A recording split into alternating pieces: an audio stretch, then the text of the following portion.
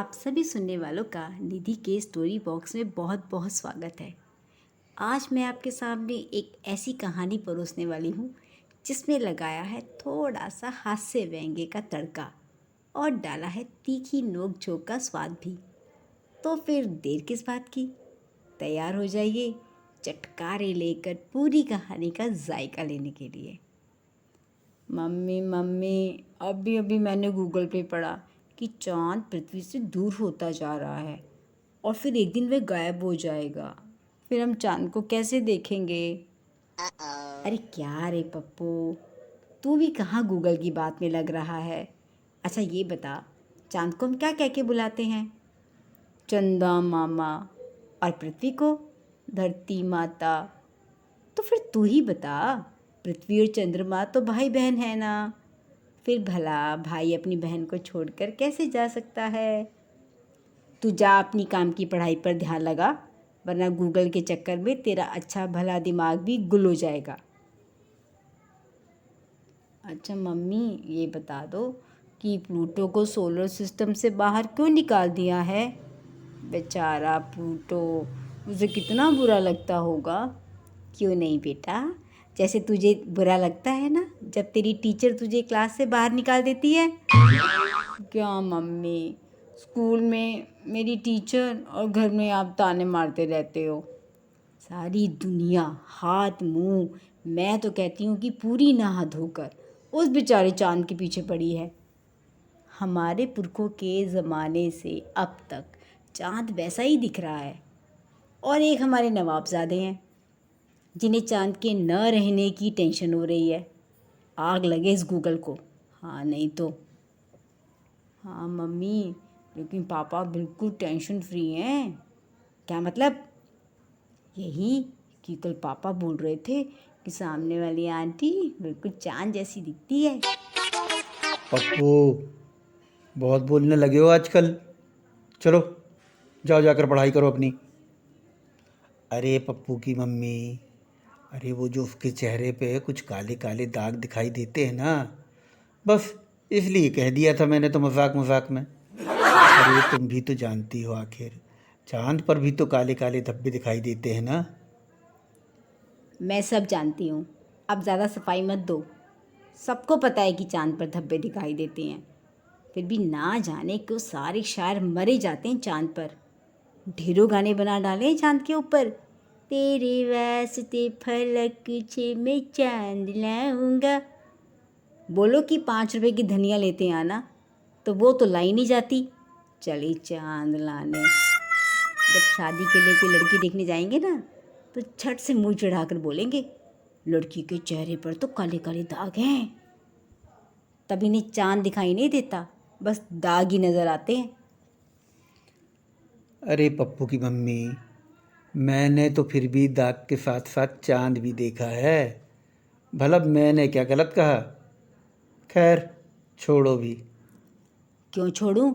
खबरदार जो अब पड़ोस वाले चांद पर नजर भी डाली, फिर सितारे मैं दिखाऊंगी तुम्हें। पापा, फिर मम्मी क्या है? बेटा, तेरी मम्मी तो सूरज है, सूरज। वो भी जेठ की दोपहरी का। क्या कहा? अरे भाई कुछ नहीं कुछ नहीं। अब छोड़ो भी ये चांद सूरज की बातें और अपने राजकुमार के बारे में सोचो ज़रा। मैं तो कहती हूँ जी, क्यों ना पप्पू को हॉस्टल भेज दें।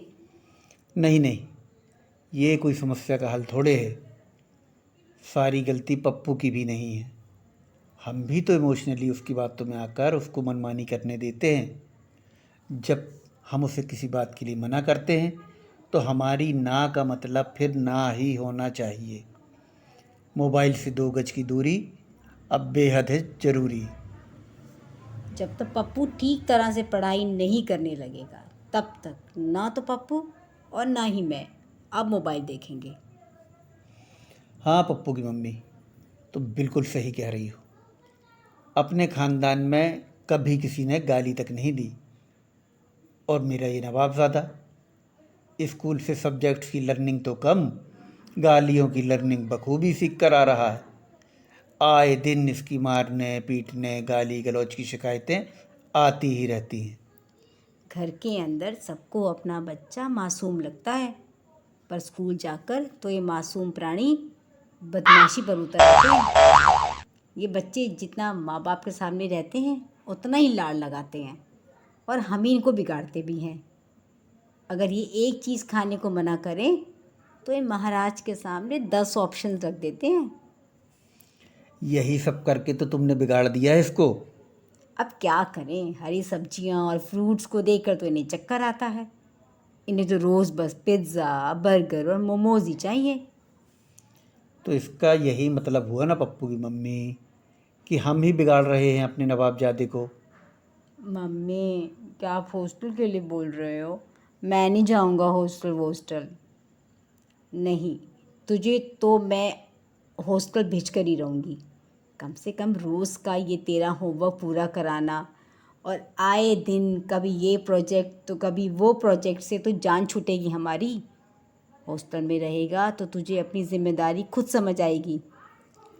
बिल्कुल ठीक कहा पप्पू की मम्मी तुमने। आखिर मेरी भी तो जान छूटेगी जब तब ऑफिस से प्रिंट आउट लेकर आने की। आए दिन फ़ोन आ जाता है, पापा आज इसका प्रिंट आउट लेते आना, कल उसका प्रिंट आउट लेते आना, प्रोजेक्ट बनाने के लिए मार्केट से ये लेते आना, प्रोजेक्ट बनाने के लिए मार्केट से वो लेते आना।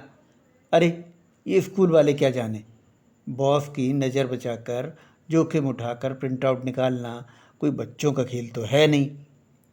अरे इनके 5 मार्क्स के लिए प्रोजेक्ट बनाते बनाते मेरी कमर 5 दिनों तक अकड़ी रही। हाँ नहीं तो। अरे अभी उस दिन ऑफिस में वर्मा जी कह रहे थे कि लगभग 50% बच्चे स्कूल के होमवर्क के लिए अपने पेरेंट्स पर डिपेंड रहते हैं। अरे नहीं पप्पू के पापा, अभी कुछ दिन पहले ही पड़ोस वाली रमा मैडम इंटरनेट पर पढ़कर बता रही थी कि 70 to 80% बच्चे डिपेंड रहते हैं अपने पेरेंट्स के ऊपर। अब क्या बताएं भाई, आज का एजुकेशन सिस्टम ही कुछ ऐसा है, कुछ भी ठोक बजा कर नहीं कहा जा सकता। आप दोनों तो इतना टेंशन लेते हो जैसे मैं नहीं आप लोग स्कूल जाते हो। काश अगर इतनी टेंशन तूने ली होती तो कम से कम हमारा तो पढ़ाई से पीछा छूटता। अपने स्कूल टाइम में हम जितना पढ़ा करते थे उससे ज़्यादा पढ़ाई तो अब तेरे चक्कर में करनी पड़ रही है। पापा क्या करूँ, मैं रोज़ पढ़ता हूँ पापा, याद भी करता हूँ। मैं तो रोज़ सुबह तैयार होकर भगवान जी के आगे हाथ जोड़कर बुद्धि मांगता हूँ, कहता हूँ हे भगवान मुझे अच्छे नंबरों से पास करा देना। फिर स्कूल में जाकर भी प्रेयर करते समय यही मांगता हूँ, पर भगवान जी मेरी कभी बात नहीं सुनते, मेरे कभी अच्छे नंबर नहीं आते। अच्छा तो ये बात है। चल तुझे एक किस्सा सुनाता हूँ, तब तुझे समझ आएगा कि भगवान जी तेरी बात क्यों नहीं सुनते।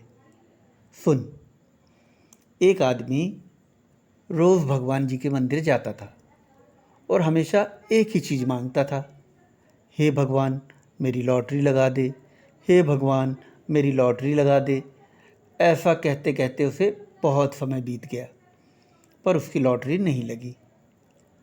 एक दिन वह बहुत गुस्से में मंदिर पहुंचा और लगा भगवान को कोसने। अब भगवान जी को भी आया गुस्सा, मूर्ति से बाहर निकले और लगाया गाल पर झन्नाटेदार जोर से एक तमाचा और कहा, अरे मूर्ख गधे, पहले लॉटरी का टिकट तो खरीद। कुछ समझा पप्पू? क्वेश्चन आंसर अच्छी तरह लर्न करने और एग्ज़ाम में ठीक तरह से पेपर सॉल्व करने से ही अच्छे नंबर आएंगे। भगवान भी उनकी मदद करता है जो मेहनत करते हैं। तो कैसी लगी आपको आज की ये कहानी? अपनी राय लिखना ना भूलिएगा। कहानी पसंद आई हो तो लाइक कीजिए, चैनल को सब्सक्राइब कीजिए। इससे भी ज़रूरी अपना ध्यान रखना ना भूलें और कहानी सुनते रहें, अपना काम करते रहें।